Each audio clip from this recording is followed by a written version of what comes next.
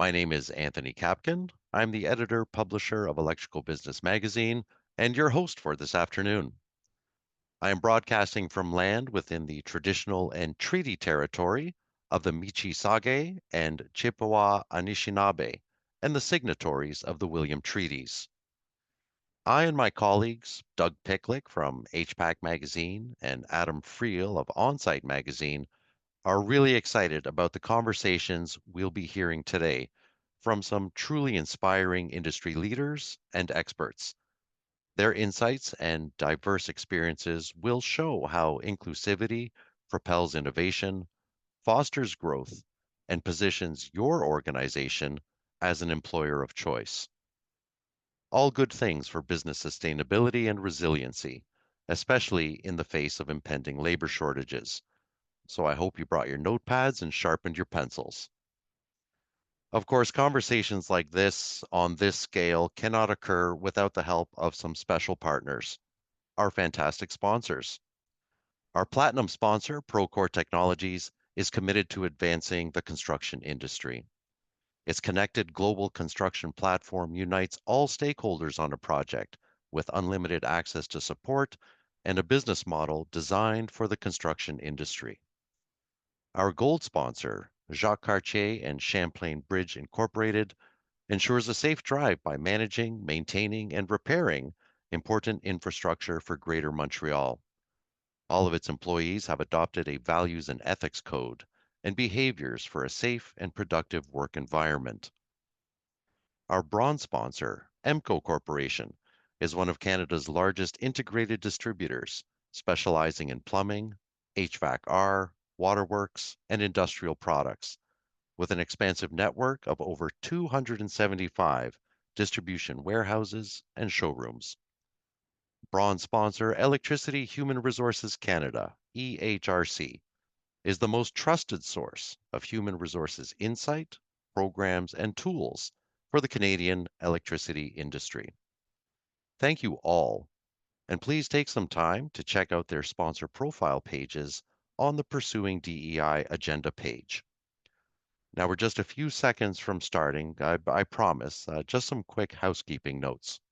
You, the audience, are in listen-only mode. The chat is disabled. This event is being recorded and will be available for viewing later. Our sessions are not structured for a formal Q&A period. That said, feel free to type a question into Zoom's Q&A panel, and our panelists may address your question as part of their conversations.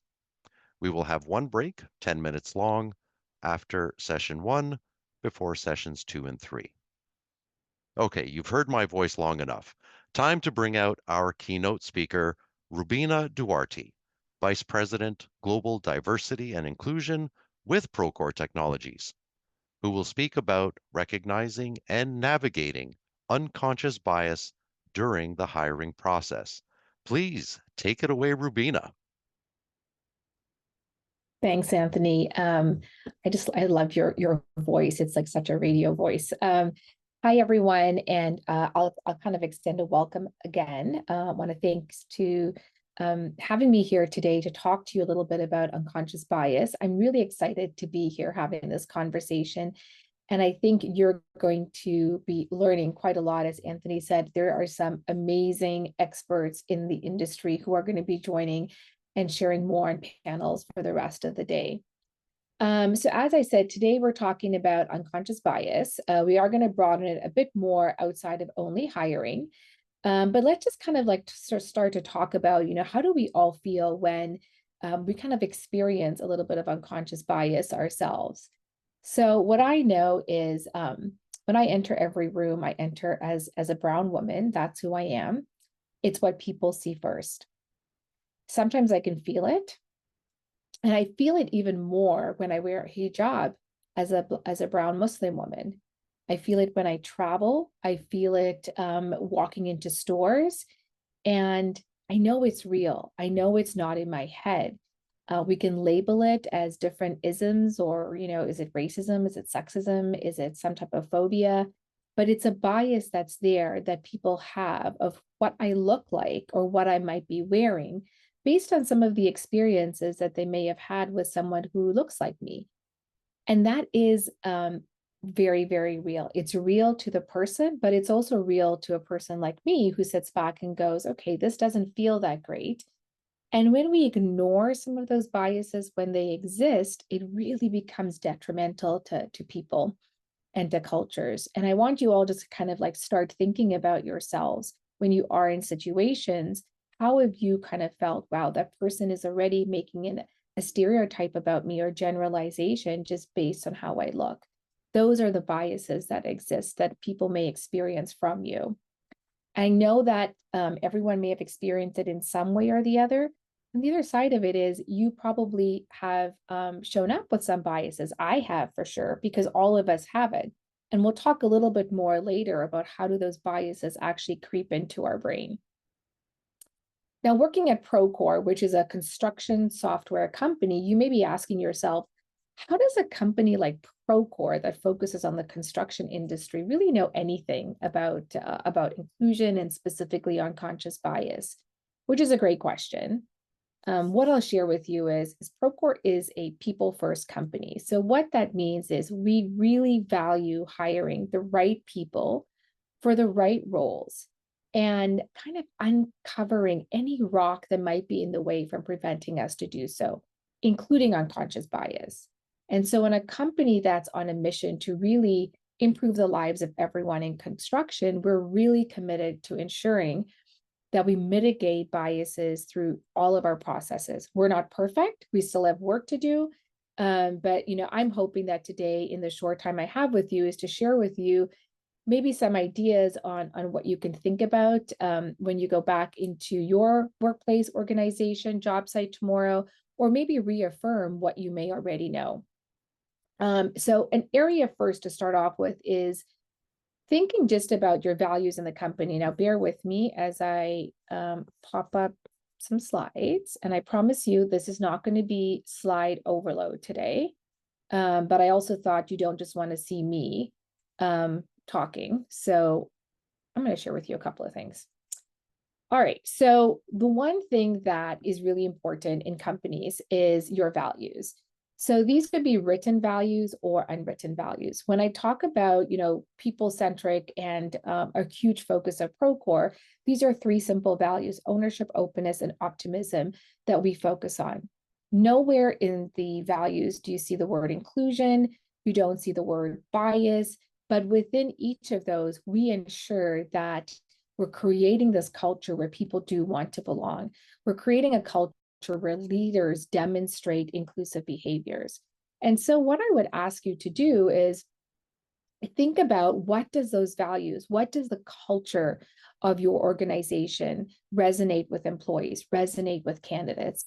What does that look like? And when somebody looks towards your organization, do they look towards it and go, wow, that sounds like a place where I can be open? That sounds like a place where I'm going to be empowered. That sounds like a place where leaders may not, micromanage me all the time. And it's a place I'd want to be. And so those are things I would definitely say to think about. As Anthony mentioned, talking about the labor shortage that we have in the industry, when we think about D&I, aside from the very kind of tangible short and long-term impacts of valuing D&I, we also know that there is a critical impact to our hiring and to the labor shortage. In 2023, so last year, it was reported that Canadian construction companies missed out, I believe it was like $9.6 billion in revenue opportunities because of the labor shortage. And while there already are tens of thousands of construction jobs to fill across the country, it's estimated that as many as 300,000 Canadian construction workers will retire in the next 10 years. For those of you whose companies focus, further into other areas, for example, within the US, it's estimated that within the next 8 years, 40% of that labor workforce will be retiring from the construction industry. So if you think about this huge amount of job openings that we have, and then the huge amount that's retiring, we have to think about how do we kind of entice this next generation to actually want to join the industry. Now, when you think about Gen Zs, and I have a couple at home, I know for them, they look to companies in terms of what is that culture going to be like? How am I going to feel when I'm there? What do they practice, right? In other words, they think about inclusion. And so, making sure that you can actually talk about what that culture is and how people may feel is going to be really, really important for you to bring in that next generation into the industry. Particularly as we know, if you think about high schools, they're not talking about construction as an industry to go into, right? I've had the conversation with my 16-year-old recently, and it's never brought up in any of their career conversations. So the more we start talking about our industry, how it provides opportunities, how you could feel, what the culture's like, we're hopefully going to be able to address some of these labor shortages. Okay, so now I got to try and figure out how to go to the next slide. Okay, so I thought to start us off, I know that you just joined this, but we're going to do a quick exercise. Not a physical exercise, but kind of a mental one. So what I'm going to ask you all to do is close your eyes, take a deep breath, and imagine a couple of things. So imagine you're on a way to catch a flight. You run through the airport, you make it through security, you run down the jetway, and you just about make it on the plane as they close the door behind you. The pilot steps out of the cockpit, says hello to you.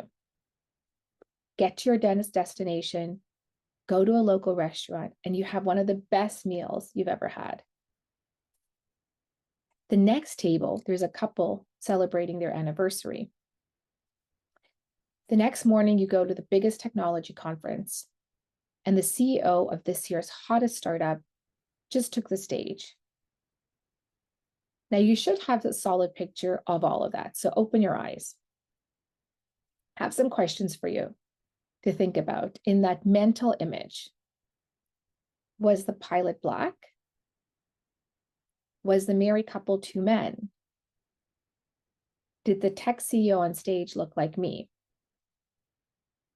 Now, it's absolutely okay if one or all of your answers were no. The brain actually creates images of what is familiar to you, and it's kind of less of a fan of what's not familiar. So the things I mentioned are less familiar, as much as you're open to all of these. So I know you're open to me being, the CEO of the biggest tech startup, but your brain is reacting in milliseconds. And we need that. We need as a species, we need to survive, right? That instinct that we have to react, we need that. So how bias shows up is your brain is instinctively reacting to what it knows unconsciously, right? From experiences you've had. It could be how you were brought up. It could be something that you've experienced about a certain group or person. And that's how your brain reacts. That's how bias is showing up. Now, there's tons of science around us, which I am not going to get into, but if you are somebody who loves kind of reading more about the science and the brain and all of this, there's tons of stuff you can probably Google and research and find out about. So simple definition to kind of have on hand around unconscious bias then, just based on what I shared with you, it really refers to assumptions, stereotypes, and reactions about a person or group of people that are formed by our experiences, our upbringing, and societal influences. So again, it's not about, calling somebody out as, oh, you have these biases, you're clearly sexist or you're clearly racist. It's literally something that is part of experiences you have. And the main thing with unconscious bias is being self-aware.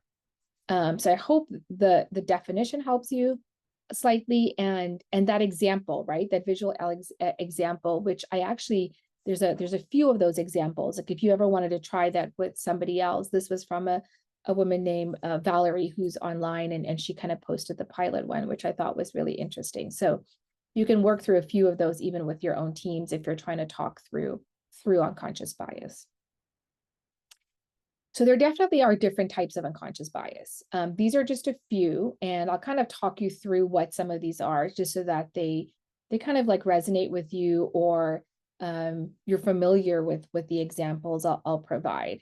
as I said to you, like these different types of biases we all have. I could probably give you examples of how I've shown up with this bias in many different ways, right? Again, it's the self-awareness and catching ourselves as to, wow, am I doing that? And how do I maybe need to shift my thinking? So affinity bias, this is where individuals tend to favor or give preferential treatment to others who are similar to them. So if you think about it, it could be factors such as race, gender, ethnicity, age, background, the university you went to, the college you went to, where you've previously worked. And it's something unconsciously we do where you gravitate towards certain people, right? And that are similar to you, have same hobbies.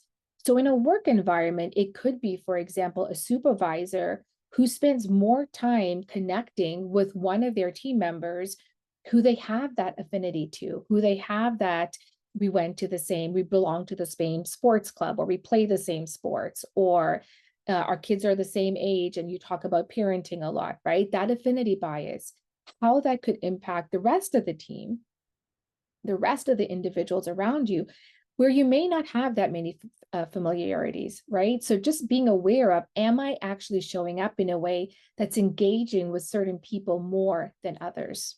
It's a type of bias. Halo effect bias, easy way to think about this is like an image of a halo, right? So a halo casts like a positive sort of effect on everyone. It's this like halo above your head. So if you think about a halo effect, it's when you have a positive impression of somebody, and then regardless of any other traits the person has, you only maintain that positive image. So what that can do, it can impact you actually being able to objectively provide feedback to a person, have a conversation that might be a little bit more constructive, because you'll see everything in that person as very positive.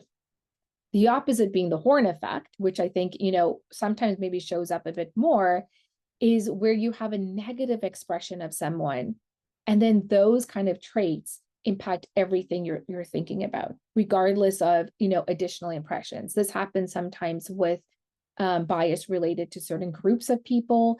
It could be if you have somebody that was working in one area of a job site and now moved to another, and you hear from someone, oh, this person, used to, for example, I tell you that they were very lazy, or they didn't clean up after what they did on the job site.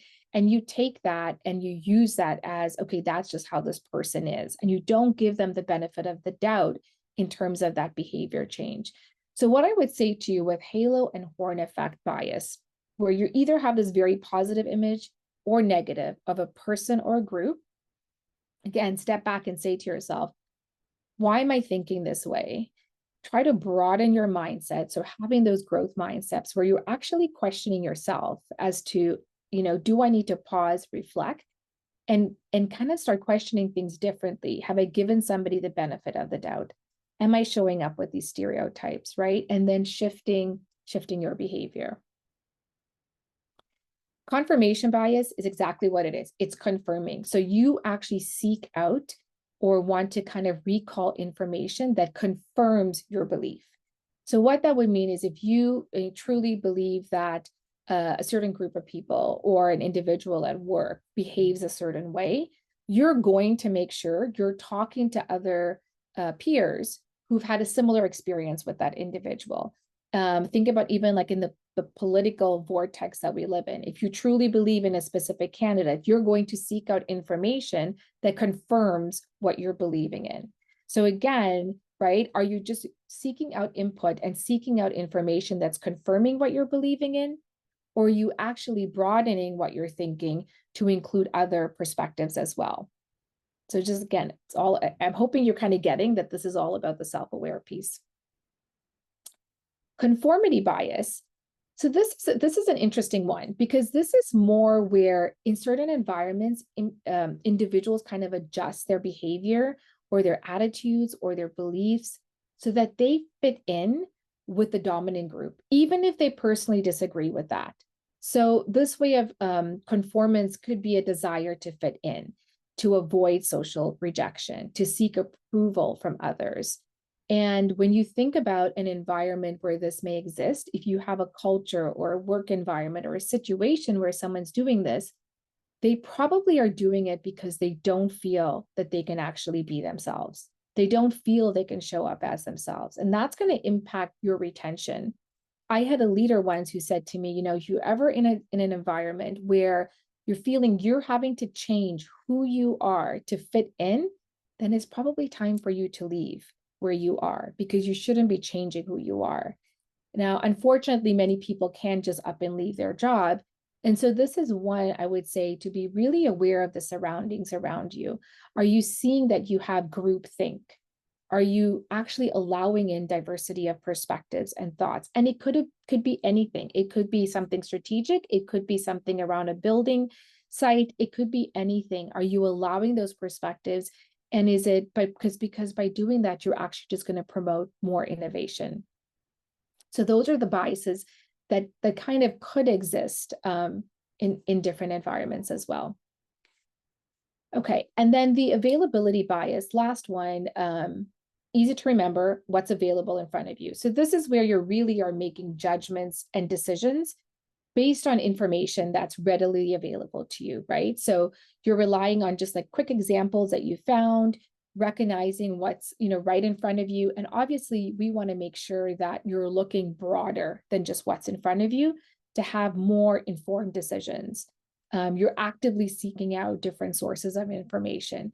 Think about this even in the context of if you're in an environment where some people are on site, some people are not on site, or you have, if you're leading a team or something and you have people at different locations, you know, do you tend to actually bring in individuals into new projects, et cetera, who sit literally in the site that you're at and not somebody else?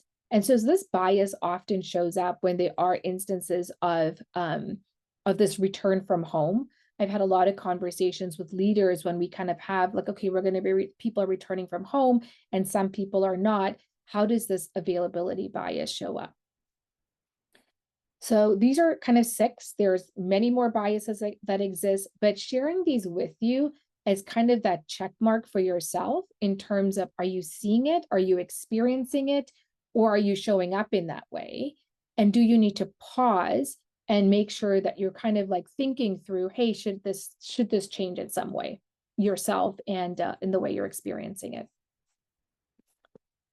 Okay. All right. So how does this show up? This is just 4 examples of how we may see unconscious bias showing up.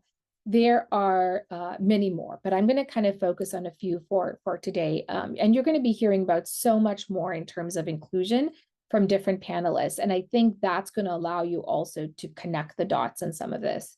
So we'll start with hiring. So many studies have shown that applicants with actually almost similar resumes and experience are 50% more likely to be contacted if they had a white sounding name versus somebody of an ethnicity or a Black sounding name. And that's just like that is just research is actually showing us the biases that exist in looking at a resume. More and more, we know that, you know, there are that some recruiters actually use ahead of even reviewing the interviews with additional people, like actually removing where the person went to school, right? Because sometimes that actually has an impact in terms of how people think from a socioeconomic status, what that might be. I would think, you know, for those of you who are hiring in Toronto, we are probably one of the most ethnic and racially diverse cities. And so when you are seeing, you know, people with backgrounds, maybe they're immigrants coming from different countries, is that impacting how you're considering the person, right? So all of those different pieces are part of what happens with biases in hiring. Now, you could be out, okay, so what do you do to prevent that? Definitely think about who's reviewing the resumes coming in or who's reviewing the number of applicants you have. Are those individuals, and I'm not saying that you have to always have a diverse recruiting team, but are the recruiters familiar with hiring bias? That's one thing, right? Actually enabling your recruiters to identify, hold on, how am I looking at this resume? Am I looking at it based on like their experience, they can do the role, or am I letting other factors creep in? And then once the individual comes in for an interview, actually also thinking about, what does that interview panel look like as well? Going to promotions, so women are evaluated on personality and attitudes 1.5 times more than men. That's a fact. So in a promotion conversation, this may show up like her technical skills are great, but she doesn't seem to be very excited about the work. So the view on promotions, again, is how in your areas, if you're leading something, if you are driving conversations, are you very objectively assessing promotions? And the same thing I would say with the kind of pay piece at the end, right? Are you reviewing constantly what that looks like? And maybe it's a question you ask, of your teams that are leading this work in your companies. Do they do some type of equity analysis, right? That actually says, hey, do we have more people of a certain gender who are showing up as high for promotions or not, or showing up high for underperformance? And what that could indicate is maybe your leaders, your people leaders in the company need some help with thinking through more inclusive behaviors. On the retention side, there's an organization called Coquel who I absolutely love. They do very much objective research. They did some research around just retention and bias and found out that 48% of employees have looked for another job while they were in their current role when they have actually perceived bias at work. So if you think about the examples I went through earlier, how bias may be showing up, you could have almost half of your team, half of your group looking for other jobs if that culture and environment is in a way showing up that they don't feel they can be themselves, that they feel that they're being treated differently, that they're experiencing bias. And with the labor shortage, we definitely want to make sure that that's not happening. So keeping a check on that environment around you can help with ensuring that your retention rate is higher and your attrition is lower. So a self-reflection for yourself, again, think about, have you ever misjudged or underestimated someone before getting to know them? Yes, I know I absolutely have. This could be personally or professionally. Think about even if you're like involved in like your kids' school, like PTA, and you show up there and you have like, judgment about certain people who are their parents. It could be anywhere where you actually are underestimating somebody. Did their identity, appearance, or background really contribute to your assumptions about them? Think back to that definition, right? About stereotyping, about the way maybe you were brought up, about what were you experiencing around you and why those biases may exist. And then when you actually did realize that, did you learn something about yourself that realized you have misjudged that person and that you can shift? So those are just some things that I would say to you, definitely think about. And what I'll leave you with today, because I think I'm almost at time, is quick 4 things, right? So hopefully you gain something from some of the examples I shared. I know this is recorded, so you'll be able to look at it again and get this deck. You can also reach out to me if you want to talk about any of this more specifically, but be self-aware. Reflect on what your own biases are, right? Like I said, we all have them. It's not a negative thing if you have them, just being aware of what they are and how they're showing up. If you actually Google like free bias, unconscious bias tests, there's a few you can actually do online and take a look at them. The other part is support all employees. And what I mean by that is if you're in a team or you're leading a team or you work with a group, or even like if you're in a sports league and you're kind of doing, you're coaching something, make a list of everyone that you're engaging in that group. Do you actually engage with them in a similar way? Are you showing up differently for certain individuals, right? So kind of keep a check on what does that look like and what could the other person's experience, how could they be feeling? Demonstrating inclusive behaviors, which I know some of the panelists are going to talk about, but just leaning into like asking questions, being curious, being open. Think about that growth mindset all the time. Takes a little bit more time, but I'm telling you, it definitely helps to think about those inclusive practices. I try and put aside at least an hour a week. Hopefully I could do more, but I can't.